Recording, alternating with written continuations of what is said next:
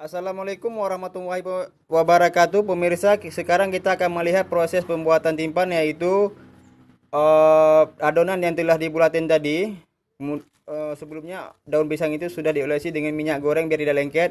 Kemudian adonan itu dipipihkan menggunakan piring biar lebih cepat. Pemirsa, kita lihat bagaimana proses pembuatannya untuk selanjutnya.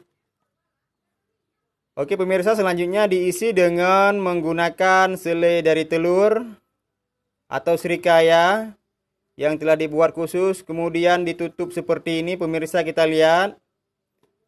Iya pemirsa, ditutup seperti ini pelan-pelan biar daunnya tidak robek dan juga isinya tidak pecah seperti ini pemirsa ya.